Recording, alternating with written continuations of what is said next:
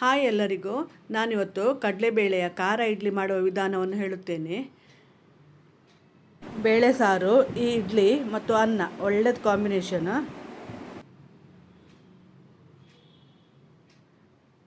ಇಲ್ಲಿ ನಾನು 1/4 ಗ್ಲಾಸ್ ಕಡಲೆಬೇಳೆಯನ್ನು ಮತ್ತು ಅರ್ಧ ಗ್ಲಾಸ್ ದೋಸೆ ಅಕ್ಕಿಯನ್ನು 20 ನಿಮಿಷ ನೆನೆಸಿಟ್ಟಿದ್ದೇನೆ.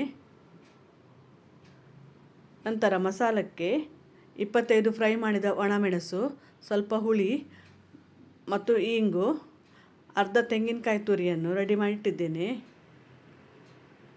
ಮೊದಲಿಗೆ ಮಿಕ್ಸಿ ಜಾರಲ್ಲಿ ಫ್ರೈ ಮಾಡಿದ ಒಣಮೆಣಸು ಮತ್ತು ಹುಳಿಯನ್ನು ಹಾಕಿ ಸ್ವಲ್ಪ ಗ್ರೈಂಡ್ ಮಾಡಬೇಕು.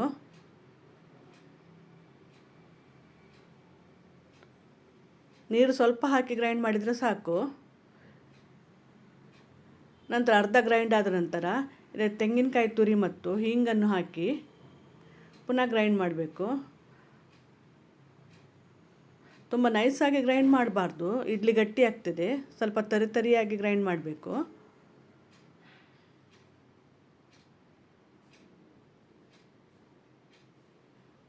ನಂತರ ರುಚಿಗೆ ತಕ್ಕಷ್ಟು ಉಪ್ಪು ಮತ್ತು ತೆಂಗಿನಕಾಯಿ ತುರಿಯನ್ನು ಗ್ರೈಂಡ್ ಮಾಡಿ ಆದ ನಂತರ ಕಡಲೆಬೇಳೆಯನ್ನು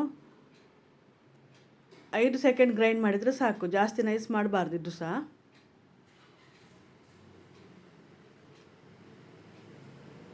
ನಂತರ ನೆನೆಸಿಟ್ಟ ಅಕ್ಕಿಯನ್ನು ರವೆ ಥರ ಗ್ರೈಂಡ್ ಮಾಡಬೇಕು.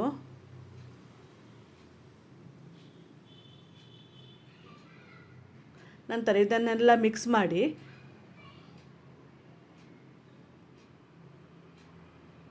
10 ರಿಂದ 20 ನಿಮಿಷ ನೆನೆಯಲಿಕ್ಕೆ ಬಿಡಬೇಕು ಸ್ವಲ್ಪ.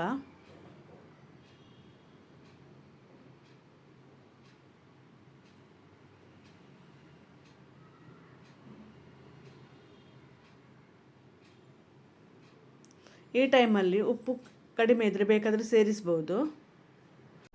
ಹಿಟ್ಟು ಇಷ್ಟು ಗಟ್ಟಿಯಾದರೆ ಸಾಕು.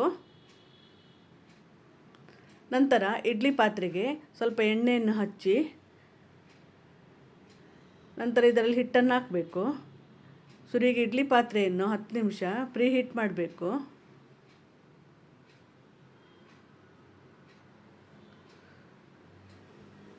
ಅರ್ಧ ಬೌಲ್ ಹಾಕಿದರೆ ಸಾಕು. ನಂತರ ಅದು ಉಬ್ಬಿ ಬರ್ತದೆ ಬೇಯುವಾಗ.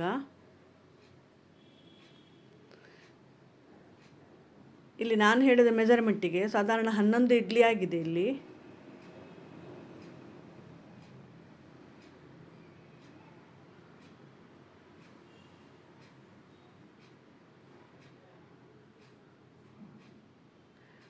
ನಂತರ ಇದನ್ನು 20 ನಿಮಿಷ ಬೇಯಿಸಬೇಕು.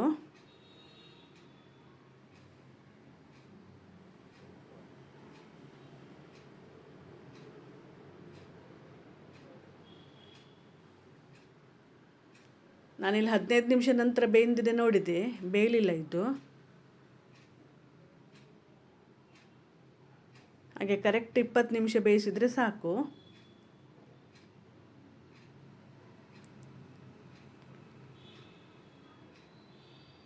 ಇದೀಗ ಬೆಂದಿದೆ.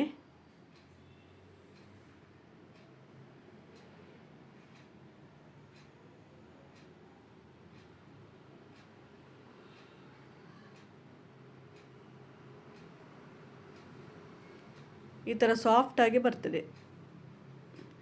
ನಿಮಗೆ ಈ ರೆಸಿಪಿ ಇಷ್ಟವಾದಲ್ಲಿ ಲೈಕ್, ಶೇರ್, ಸಬ್ಸ್ಕ್ರೈಬ್ ಮಾಡಿ.